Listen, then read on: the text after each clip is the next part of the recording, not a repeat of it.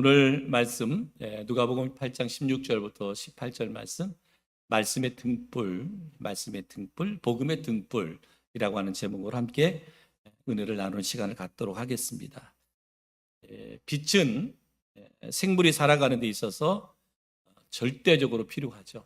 빛은 그래서 빛으로 식물은 광합성 작용을 하게 되고 동물은 빛으로 인해서 활동을 하게 됩니다. 빛이라고 하는 것은 에너지의 근원이다. 이 땅에 존재하는 모든 것들은 바로 이 빛의 큰 영향력을 받고 살아갑니다. 오늘 말씀은 우리 성도들을 뭐라 그랬어요? 성도들을 빛이다라고 말씀하고 있습니다. 그래서 빛인 성도들의 특징 그리고 빛의 사명을 감당한 성도가 받는 축복에 대해서 이렇게 말씀하고 있습니다. 우리 성도들을 등불이다, 빛이다 그랬습니다. 태양계에서 유일하게 그 발광체를 내는 것은 태양뿐이죠. 태양입니다. 그리고 모든 혹성들은 다 반사체일 뿐이다 라고 말하죠. 바로 예수님만이 바로 참 빛이다 라고 말합니다. 모든 것이 만물이 세상에 태양의 빛을 받아서 그죠? 태양의 빛을 받아서 반사하는 것처럼 바로 예수 그리스도가 참된 빛이다 라고 말씀하고 있습니다. 요한복음 1장 9절에 참빛 곧 세상에 와서 각 사람에게 비추는 빛이 있었나니 그랬습니다. 성도들을 우리 등불이라 그랬잖아요. 등불. 그렇기 때문에 성도는 예수님의 빛을 공급받아야 우리가 세상에 빛을 발할 수 있다. 그렇죠? 예수님을 통해서 우리가 빛을 받지 못하면 세상에 빛을 낼 수가 없어요. 마태복음 5장 13절부터 16절에 보면 예수님께서 산상수훈에서 너희는 세상의 소금이다. 그리고 너희는 세상의 빛이다. 라고 이렇게 말씀하고 있습니다. 그러니까 우리가 세상의 빛의 사명을 감당하려면 예수 그리스도를 통해서 우리는 빛을 받아야 돼요. 그 예수 그리스도를 통해서 빛을 받아야만 우리는 그 빛을 반사해낼 수 있는 거예요. 반사해낼 수 있다. 그래서 우리가 어떻게 해야 되느냐? 진정 세상을 향하여 빛을 반사하기 위해서는 우리가 먼저 그리스도를 바라봐야 되고 주님 바라봐야 되고 그리고 그 빛을 내 심령에 소유해야 돼요. 내가 그리스도로 인한 빛을 받아들여야 내 안에 충만해야 그 빛이 세상을 향하여 반사될 수 있다라고 하는 거죠. 내가 그리스도의 빛을 받지 않고서는 절대로 우리는 세상에 주님의 말, 너희는 세상의 빛이다 그랬는데 빛의 사명을 감당할 수가 없습니다. 아무리 내가 행하는 어떤 선한 행위들을 가지고 우리가 빛된 생활을 할 수 없어요. 빛의 삶을 살 수가 없어요. 오직 우리는 예수 그리스도의 빛을 받아야 돼. 그 빛으로 우리가 충만할 때 그 빛을 통해서 반사해서 세상의 사명, 빛의 사명을 감당할 수 있다. 세상은 어떻습니까? 죄악으로 인해서 어두워진 세상에서 이렇게 방황하고 살아갑니다. 우리나라 워낙 발달된 나라이기 때문에 빛이 그죠? 낮이나 빛이나 너무너무 환하잖아요. 지난 주에는 서울에서 또 불꽃 축제 했었죠. 그럼 봤어요? 텔레비로 보셨죠? 100만 명이 모였다 그러죠. 100만 명. 100만 명이 모였고 그 한 시간에 그 빛을 쏘아내는 한 100억이 들어갔다고 하는 100억이 들어갔다 그래요. 멋있게. 근데 거기에 생명이 있나요? 거기 생명이 없잖아요. 세상은 화려하잖아요. 세상의 불빛도 화려하죠. 어떨 때 보면 북한과 남한의 저녁에 사진 찍은 거 보여주면 남쪽은 환하고 북쪽은 어둡잖아요. 그런 거 한번 봤죠? 그래도 여러분 아무리 남쪽이 그 빛으로 환하다 그래도 복음의 빛이 생명의 빛이 없으면 그것은 그냥 어둠이에요. 방황인 거예요. 도리어 빛이 더욱더 세상을 어둡게 만드는 그 빛이 우리의 눈에는 환하게 보일런지 모르지만 그 빛으로 인하여 세상은 방황하게 돼 있는 것을 볼 수가 있습니다. 그렇기 때문에 이 어두워진 세상에 우리 그리스도인이 참 빛을 발해야 된다. 참 빛을 발해야 된다. 그러려니까 우리가 어떻게 예수 그리스도의 빛, 하나님의 빛으로 우리가 충만해 있어요. 그리스도의 빛으로 내가 충만해 있어야만 방황하고 있는 어둠의 세상 가운데 우리가 빛의 사명을 감당할 수 있다. 그리스도께서 통치하는 하나님의 나라가 이 땅 위에 이루어지도록 해야 된다는 거예요. 뭐 하면? 내가 빛이 됨으로, 내가 빛의 삶을 살아감으로 말미암아 이 땅에 그리스도가 통치하는 하나님의 나라가 이루어지도록 해야 된다. 내가 그리스도인으로 하나님의 빛을 내가 받아서 그 반사함으로 말미암아 우리 사회가, 우리 나라가 그리스도가 통치하는 그 나라가 될 수 있도록 해야 된다. 마태복음 6장 10절에 주기도문에 이렇게 말하고 있습니다. 마태복음 6장 10절에 나라가 임하시오며 뜻이 하늘에서 이루어진 것 같이 땅에서도 이루어지이다. 이렇게 말합니다. 하나님의 나라가 이 땅에 임하는 거예요. 주님의 나라가 이 땅에 임하는 거예요. 그러려면 뭐 해야 된다? 그리스도인 내가 예수 빛으로 충만하여 세상에 빛을 발하는 그런 삶을 살아야 된다. 그래야 어둠 속에 방황하는 영혼들이 그리스도가 통치하는 나라, 하나님의 뜻이 이루어지는 그러한 나라가 될 수 있다라고 말씀하고 있습니다. 그 빛, 바로 복음의 빛을 우리가 비추어야 된다라고 말하고 있습니다. 성도가 등불로서 세상에 비추어야 할 사명 중에 하나가 뭐예요? 복음을 전파하는 일이죠. 끊임없이 지금 우리가 사도행전에서 말씀을 들을 때나 지금 누가복음의 말씀을 들을 때나 계속해서 복음에 대해서 말씀하고 있잖아요. 복음 증거에 대해서 말씀하고 있어요. 동일하게 사도행전의 저자 그리고 누가복음의 저자, 누가가 그렇게. 그래서 복음 전파는 예수께서 모든 사람에게 부탁한, 명령하신 것이잖아요. 그래서 사도행전을 말씀할 때도 늘 사도행전 1장 8절의 말씀이 나오고 누가복음의 말씀을 설교할 때도 항상 사도행전 1장 8절의 말씀이 나와요. 오직 성령이 너에게 임하시면 너희가 권능을 받고 예루살렘과 온 유다와 사마리아와 땅끝까지 이르러 내 증인이 되리라 하시니라. 모든 민족이 다 복음을 들을 수 있도록 복음을 전해야 된다는 거죠. 마태복음 28장 19절 그러므로 너희는 가서 모든 민족을 제자로 삼아 아버지와 아들과 성령의 이름으로 침례를 베풀어라 라고 말하고 있습니다.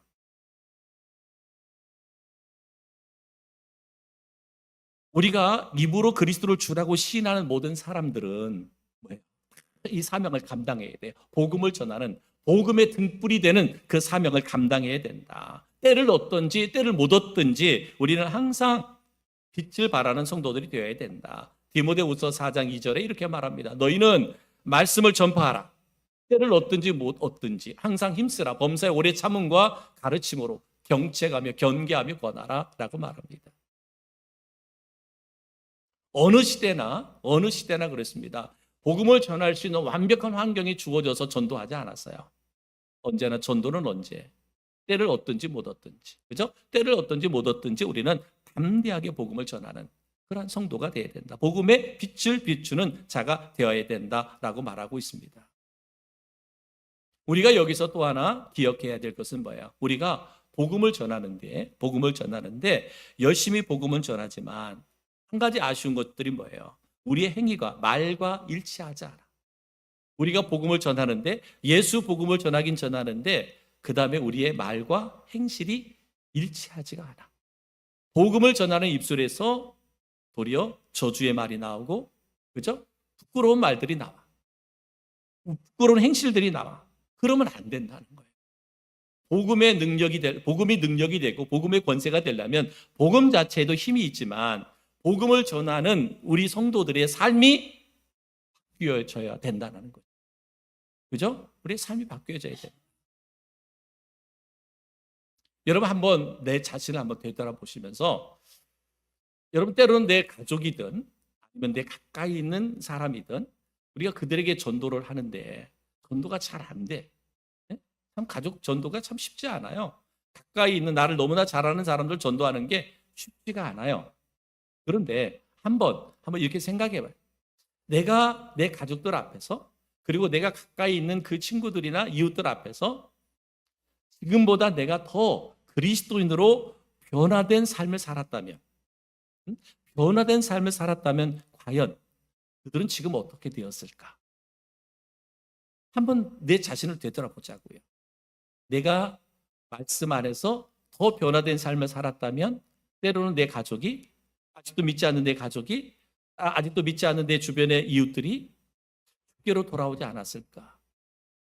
여러분, 오늘 뭐 우리를 정죄하자고 하는 말이 아니라 우리들이 그리스도인들이 말과 행실이 너무나 다를 때가 많아요. 우리가 복음을 전해야 된다는 사명이 있어서 예수 그리스도의 복음을 외치기는 하지만 그들이 보여주는 나의 삶의 행실이 복음을 전하는 그 전도인의 삶과 일상의 나의 삶과 너무나 다르다 보니까 복음이 복음되지 못하는, 복음이 능력되지 못하는 경우가 너무나 많습니다. 그래서 바울은 유대인들에게 이렇게 말했습니다. 로마서 2장 23절 24절에 율법을 자랑하는 내가 스스로 율법을 범함으로 하나님을 욕되게 하느냐. 기록된 바와 같이 하나님의 이름이 너희 때문에 이방인 중에서 모독을 받는도다. 이렇게 말했어요. 율법을 자랑하는 내가 스스로 뭐예요? 율법을 범한다는 거예요. 네가 그리스도의 사랑을 외치는 내가 도리어 더 정죄하고 판단하고 용서하지 못하는 우리의 모습들. 지금 예수님께서 주시는 말씀이 바로 유대인, 바리새인들 그들을 향하여 주시는 생명의 말씀이에요. 율법을 자랑하면서도 율법을 범함으로 말미암아 결국은 뭐예요? 하나님을 욕되게 한다. 하나님의 이름을 모독하게 된다라고 말씀하고 있습니다. 그러니까 우리가 복음을 전하면서도 내 삶이 변화되지 않으면 결국은 그 복음이 모독을 당하는 거잖아요. 그렇잖아요. 여러분, 나를 변화시킬 수 없는 믿음, 그죠? 나를 변화시킬 수 있는 믿음, 그것은 믿음이 아니잖아요. 그죠? 그건 믿음이 아니잖아요. 하나님이 내게 주신 믿음은 반드시 내 영혼을 변화시키는 것뿐만 아니라 내 삶을 변화시키는 것이거든요. 그래서 오늘 분명히 말씀하고 있습니다. 자칫 우리들이 유대인들이 범한 외식의 죄를 범하지는 않는가? 고린도후서 2장 15절에 분명하게 말하면 너희는 그리스도의 향기다. 너희는 그리스도의 향기다. 나를 통해서 누가? 그리스도가 나타나요. 그리스도의 냄새가. 여러분, 안디옥 교회 성도들이 1년 동안 열심히 공부를 하고 말씀대로 말씀을 배우고 그들이 말씀대로 살아가는 삶을 살았더니 믿지 않는 이방 사람들이 그들을 향하여 그리스도인이라고 불렀다 그랬잖아요. 그게 그리스도의 향기잖아요. 믿지 않는 세상의 사람들에게 그 성도들은 뭐예요? 안디옥 교회 성도들이 그리스도의 향기인 거예요. 세상에 믿지 않는 사람들이 나를 통해서 누구를? 예수 그리스도를 알아가야 돼. 예수 그리스도를 경험해 가야 돼. 예수 그리스도를 체험할 수 있어야 돼. 이것이 바로 그리스도의 향기다 하는 것이죠. 우리 그리스도인들은 진리의 빛을 비출 수 있어야 됩니다. 진리. 공중의 권세에 잡은 마귀가 세상을 통치하기 때문에 진리보다 불의가 세상을 주관할 때가 많습니다. 그래서 불의가 마귀 득세하잖아요. 오늘 우리 사회도 보면 바르고 정직하게 살아가는 사람들은 약한 사람 같아. 온갖 불의와 불법을 행하면서도 떵떵거리고 살아가는 사람이 얼마나 많아요. 우리 사회에. 이게 뭐 그래요? 공중의 권세 잡은 마귀의 사탄이 이 세상을 주관하기 때문에 그런 거예요. 하나님의 공의가 이 땅에 흐르고 넘쳐나야 되는데 그렇지 않은 거예요. 그렇지 않아. 세상의 공중의 권세 잡은 자가 마귀가 세상을 통치하다 보니까 불의한 자들이 세상에서 어때요? 그리스도인들이 때로는 죄인같이 여겨질 때가 많아요. 그리스도인들이 교회를 막 정죄하고 판단하는, 그들에게 교회를 판단할 권세가 어디 있어요? 성도들을 판단할 권세가 어디 있어요? 우리는 이 시간 말씀을 들으면서 우리가 하나님의 말씀대로 행하지 못한 것들에 대해서 때로는 책망을 듣고 그러면서 우리가 회개할 수 있어요. 그러나 세상이 교회를 책망할 수 있어요? 믿지 않는 사람들이 성도를 책망할 수 있어요? 없잖아요. 근데 세상은 그러잖아요. 왜? 공중의 권세 잡은 자들이 세상을 주관하고 있기 때문에 그런 거예요. 그러니까 우리가 세상에 빛이 되고 소금이 되고 향기가 돼야 돼요. 그리스도를 드러내고 나타낼 수 있어야 된단 말이죠. 그러잖아요. 여러분 봐요. 세상에 얼마나 불법과 악을 행하는 사람들, 그들이 교회를 비난하고 있어요. 교회를 정죄하고 있어요. 그게 왜 그래요? 이 불법의 세상이잖아요. 불법의 세상. 이 마귀가, 사탄이 이 세상을 주관하고 있기 때문에 그런 거예요. 그러기 때문에 우리는 진리의 빛을 비추어야 되는 거예요. 진리의 빛을 비추어야 돼요. 늘 강조해서 말씀드리잖아요. 여러분, 빛이 있으면 어둠은 뭐예요? 떠나가게 돼 있습니다. 그렇잖아요. 아무리 그들이 교회와 성도들을 정죄하고 비판해도 우리가 빛된 생활을 하면 어둠은 떠나가게 돼 있단 말이에요. 사단의 권세는 떠나가게 돼 있어요. 그런데 교회가, 성도들이 세상에 죄송하든 빛된 생활을 못하기 때문에, 안타깝게도 예수를 믿고 그리스도를 하면서도 세상에 불법을 행하는 그 사람들 앞에 머리를 조아리고 그들의 종로로 타고 있으니까 그들이 떠나가지 않고 더 득세하며 교회를 비난하고 비판하는 거예요. 정죄하는 거예요. 이게 불법의 세계가 그렇단 말이에요. 요한복음 8장 32절에 이렇게 말합니다. 진리를 알지니 진리가 너희를 자유케 하리라. 진리만이, 오직 예수 그리스도의 복음의 진리만이 우리를 뭐한다? 자유케 한다. 어둠의 권세로부터, 흑암의 권세로부터 우리를 자유케 한다. 그래서 우리 그리스도인들은 뭐예요? 진리의 빛을 비춰야 돼. 진리의 빛을 비춰야 돼. 그러니까 우리 성도들이 거짓된 삶을 살아가면 안 된다는 거예요. 좀 우리가 부족할 수 있어요. 세상에서 부족함이 있을 수 있잖아요. 많은 어떤 물질적인 축복이든 어떤 명예나 권세의 축복이든 그걸 가지지 못할 수도 있어요. 누리지 못할 수도 있어요. 그래도 그리스도인들은 진실해야 돼요.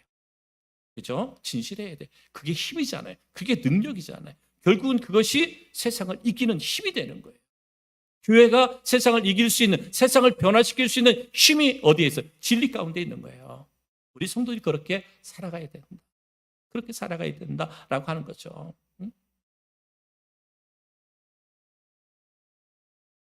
여러분, 빛을 발하는 성도가 받는 복에 대해서 오늘 성경은 말하고 있는데 뭐라고?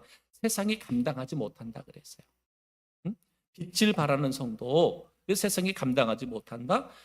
누가복음 8장 16절에 누구든지 등불을 켜서 그릇으로 덮어두거나 평상 아래 두지 아니하고 그랬습니다. 이 말은 세상에 빛을 비추는 자는 세상에 제어할 수 없다. 어떤 것으로 제어할 수 없다. 그런데 반대로 생각해 보면 등불을 켜서 뭐예요? 등불을 켜서 그릇도 덮어두면 그럼 빛은 비출 수가 없잖아요. 그런데 우리가 빛을 발하는 성도, 빛을 발하는 성도는 세상이 감당하지 못한다. 왜? 빛이 그리스도이기 때문에, 그리스도이기 때문에 그렇습니다. 빛이신 주님이 나와 함께 하기 때문에 우리가 빛된 생활을 할 때 세상이 우리를 감당하지 못하는 거예요. 세상이 억압하려 하다가도 그가 없이는 세상이 어두움을 당할 것이기에 그를 억압하거나 핍박하지 못한다라고 말합니다. 또한 세상의 존경을 받을 수 있다. 누가복음 8장 16절에 이른 들어가는 자도 그 빛을 보게 하려 함이라 그랬습니다. 결국은 우리가 이 빛된 생활을 할 때 세상의 모든 사람들이 성도의 빛된 생활을 삶의 목표로 정하게 돼 있다. 세상은 결국은 그리스도의 삶을 본받게 된다라고 말합니다. 뭐 할 때? 우리가 빛을 발할 때 세상은 우리를 본받게 돼 있어요. 선한 영향력을 끼칠 수 있게 된단 말이죠. 여러분, 복음이 이 땅에 들어왔을 때, 복음이 우리나라에 들어왔을 때 그때는 기독교인들이 얼마 되지 않았잖아요. 얼마 되지 않았습니다. 그런데 그들이 얼마 되지 않은 그리스도인들이 하나님 앞에나 세상 앞에 정직했어요. 복음대로 살았어요. 그랬더니 적은 숫자이지만 그 사회에 영향력을 끼쳤단 말이에요. 반복되는 얘기지만, 그러나 지금은 그때보다 성도들이 많아요. 교회도 많고 성도들도 많아. 근데 세상에 선한 영향력을 끼치는 게 참 적습니다. 그것은 왜 그럴까요? 우리가 빛된 삶을 살지 못하기 때문에. 그리스도인들이 복음대로 살지 못하기 때문에 그런 결과가 찾아오는 거예요. 그러나 분명한 것은 뭐예요? 우리가 빛을 발하는 삶을 살면 세상은 우리를 존경할 수밖에 없다 하는 거죠. 본받을 수밖에 없는 거예요. 세상은 아무리 탓해도 그리스도인으로 본받을 수밖에 없는 거예요. 왜? 저들의 삶이 바르니까, 우리의 삶이 바르니까, 그리스도의 삶이 바르니까 본받을 수밖에 없는 거죠.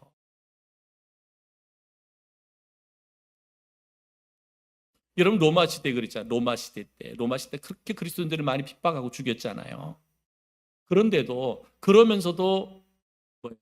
아내들은 누구를 삼았어요? 유대인 그리스도인들을 아내로 삼았잖아요. 그렇게 유대인들을 많이 죽이고 핍박했던 사람들인데 아내를 자기 자식을 낳아서 키워야 하는 아내를 여인들을 아내로 맞이했어요. 왜? 저들은 참 본이 되는 여인들이구나. 내 자녀를 낳는다면 내 자녀를 바르게 양육할 수 있는 사람들이구나. 그렇게 여겼기 때문에 자기 아내로 맞이한 거예요. 그만큼 당시의 그리스도인들이 세상의 사람들, 그들이 핍박하고 때로는 죽이기도 했지만 그러나 그들이 인정한 거잖아요. 자기 아내로 삼을 정도로 인정했다는 거잖아요. 바로 그게 그리스도인이에요. 그리스도인들은 이와 같이 우리가 빛된 생활을 하면 말씀대로 순종의 삶을 살아가면 세상이 우리를 본받게 돼 있다. 존경하게 돼 있다라고 말합니다. 그 과정까지에는 많은 어려움이 있겠죠. 그렇죠? 십자가를 져야 하는 그 고난과 고통이 있겠죠. 그러나 그러한 삶을 살아내는 성도들을 누가? 주님이 붙들어 주시는 거예요. 주님이 책임져 주시는 거예요. 저는 이런 은혜가, 이런 축복이 우리 성도 모두에게 있기를 주님의 이름으로 축복합니다. 우리가 지난 수요일에는 씨 뿌리는 비유에 대해서 씨를 말씀했잖아요. 씨는 하나님의 말씀, 그리고 길가, 바위, 가시떨기, 좋은 땅, 이것은 하나님의 말씀을 수용하는 마음 상태를 가리킨다고 말씀하고 있습니다. 그렇기 때문에 여러분, 우리가 항상 하나님의 말씀을 묵상할 때나 말씀을 들을 때에 어떤 듣는 태도와 듣는 요령에 대해서 우리에게 교훈하고 있습니다. 첫 번째는 여러분, 우리가 말씀을 들을 때나 말씀을 묵상할 때 육신이 필요하지 않도록 해야 되고 세상 일에 매여서는 안 된다라고 말합니다. 네, 그리스도인들은 이 말은 우리는 평소에 우리의 건강을 관리를 지혜롭게 해야 된다는 얘기예요. 여러분 한번 보세요. 내 몸이 약해요. 그죠? 내 몸이 약해요. 그러면 하나님의 말씀에 집중하기가 어렵습니다. 말씀을 읽어야 되는 거 알아요. 말씀을 들어야 되는 거 알아요. 근데 내 몸이 피곤하거나 내 몸이 약하면 하나님의 말씀을 집중해서 듣기가 참 어렵습니다. 그래서 우리가 건강할 때 내 몸을 잘 관리를 해라. 그게 말씀을 듣는 자의 태도고 자세다라는 거죠. 그리고 뭐예요? 세상 일에 매여서 있으면 안 돼요. 육의 일에 매이면 안 됩니다. 세상의 욕심과 욕망에 내가 사로잡혀 있으면 거기에 매이잖아요. 그러다 보니까 하나님의 말씀을 듣는 일에, 묵상하는 일에 집중할 수가 없다라고 말씀하고 있습니다. 그리고 우리가 말씀을 들을 때 항상 하나님의 말씀에 감동받을 수 있도록 기도해야 된다. 짧은 시간이든 우리가 말씀을 들을 때 그 말씀을 듣는 우리의 마음이 그 말씀에 감동이 되어질 수 있도록 우리가 기도해야 돼요. 내가 말씀을 묵상할 때도 잠깐이라도 묵상하고 기도해야 돼. 하나님, 오늘도 이 말씀을 묵상하는데 하나님 말씀이 내게 큰 감동으로 임하게 해주세요. 하나님, 오늘도 말씀을 듣습니다. 설교를 듣습니다. 하나님, 그 말씀이 내게 주시는 감동의 말씀이 되게 해주세요. 그렇게 기도해야 돼. 그러니까 기도를 하고 말씀을 받는 사람과 기도 없이 말씀을 묵상하는 사람과는 또 확연히 다르다. 또한 하나님의 말씀은 주의력을 집중해서 엄숙한 마음으로 들어야 된다라고 말합니다. 왜냐하면 여러분, 말씀을 듣다 보면 어제 들었던 말씀과 오늘 들었던 말씀과 내일 들었던 말씀이 각기 다를 수 있어요. 여러분, 저도 설교를 하다 보니까 설교를 많이 하잖아요. 그죠? 설교하는 사람 힘들까 안 힘들까? 힘들어요. 왜냐하면 엊그저께 한 것 같고 또 뭐 똑같은 본문 갖고도 하기도 하고 그렇습니다. 그러니까 뭐 1년 12달 다 다른 본문 갖고 설교해야 되는 뭐 그게 없어요. 그렇잖아요. 그러다 보니까 어제 한 말 갖고 오늘 한 말 갖고. 근데 설교하는 사람도 말씀을 전할 때 보면 좀 그 말씀이 내게 증거할 때 다르게 와닿을 때가 있어요. 그러니까 말씀을 듣는 분도 마찬가지예요. 또 동일한 말씀의 본문의 말씀을 가지고 들어도 오늘 듣는 말씀이 다르고 또 내일 듣는 말씀이 다를 수 있거든요. 이 무슨 말이냐? 하나님의 말씀을 언제 들을 때에도 그 말씀에 대한 메시지가 따로 있다라는 거예요. 그러니까 항상 주의력 있게 하나님의 말씀을 들어야 된다. 주의력 있게. 뭐 다 알 수 있죠. 여러분 설교 많이들 알죠. 이거 나오면 기도 나오면 말씀 나오면 또 뭐 이렇게 뭐야 순종 그리고 뭐 또 결론적으로는 뭐 전도. 여러분 꿰뚫고 있죠? 다 꿰뚫고 있잖아요. 그거는 어쩔 수 없어요. 주님이 메시지가 그러니까 어쩔 수 없어요. 우리 성도를 향하여 끊임없이 기도와 말씀으로 무장하고 영혼 사랑을 갖고 전도하고 하는 거는 우리가 평생 들어야 하는 메시지예요. 이거를 안 하는 설교가 문제가 있죠.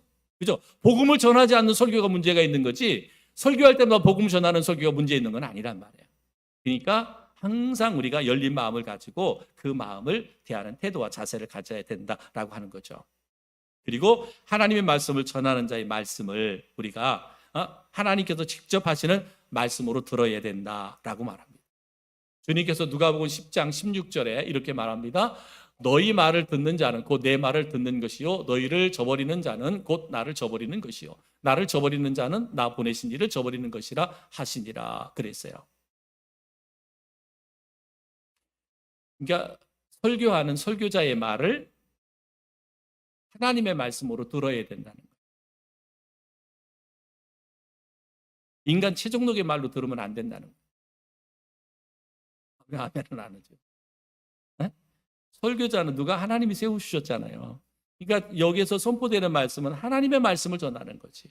그러니까 여러분을 위해서 목회자를 위해서 설교자를 위해서 기도해야 하는 이유가 있습니다. 왜냐하면 설교자가 하나님의 말씀만을 대언할 수 있게 해야지 설교자를 세워갖고 사람의 말, 인간의 말, 세상의 세속의 말만 외치다가 가면 안 되잖아.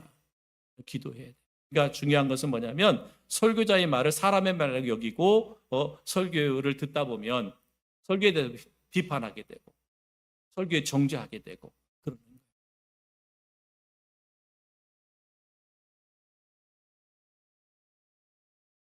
어떤 분들은 막 이렇게 어떨 때는 이게 설교할 때 제일 앞자리에 앉아가지고 어떤 사람은 처음부터 끝날 때까지 성경 창세기부터 한 장 한 장 넘긴대. 설교 듣지도 않고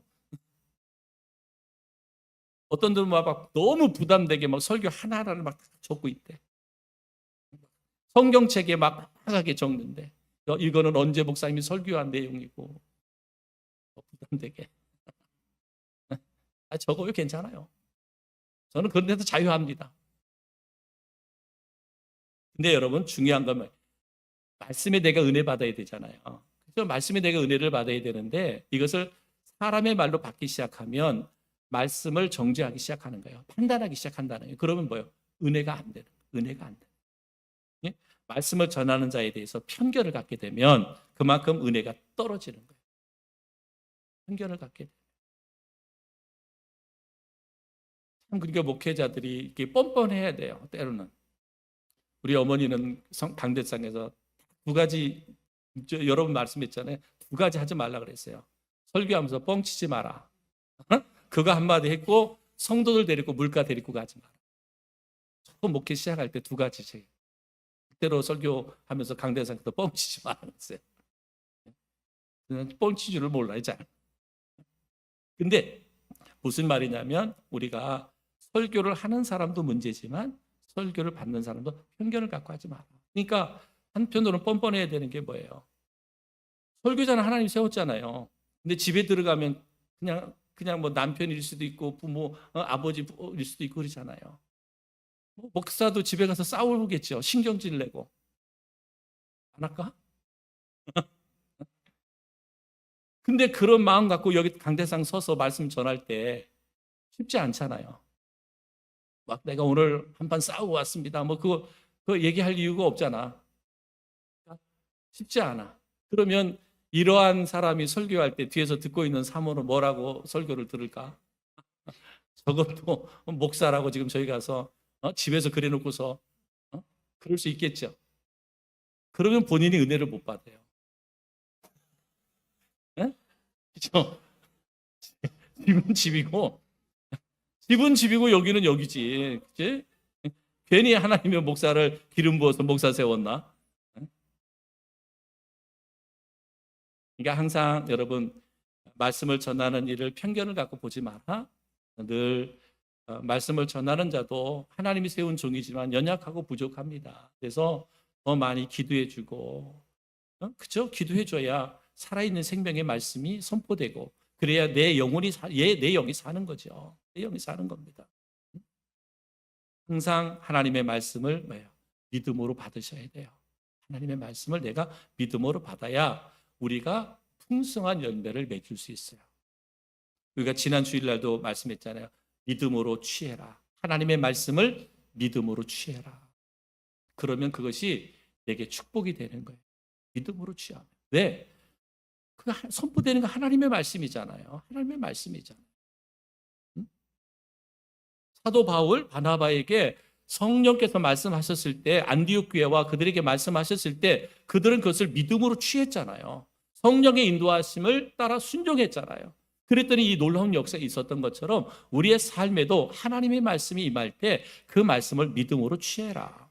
그러면 그게 내게 은혜가 되고 그것이 나의 삶에 풍성한 열매가 된다. 말씀은 내 마음에 간직하고 실천해야 돼요. 실천할 때 말씀이 살아있는 말씀이 되고 능력의 말씀이 되고 권세 있는 말씀이 됩니다. 누가복음 8장 18절에 보면 이렇게 그러므로 너희가 어떻게 들을까 스스로 삼가라. 누구든지 있는 자는 받겠고 없는 자는 그 있는 줄로 아는 것까지 빼앗기리라 하시니라. 너희가 하나님의 말씀에 순종하면 누구든지 있는 자는 받겠지만 불순종하는 자는 있는 것까지 빼앗기게 된다라고 말합니다.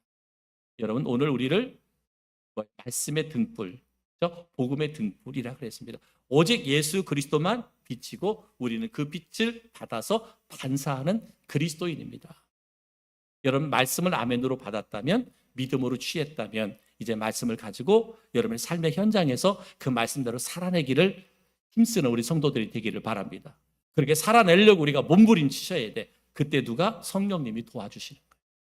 그래서 세상에 빛이 되고 세상에 소금이 되고 세상에 향기가 돼서, 아니 세상의 어둠의 주관자들이 어떻게 교회와 성도들을 정죄할 수 있냐 말이에요.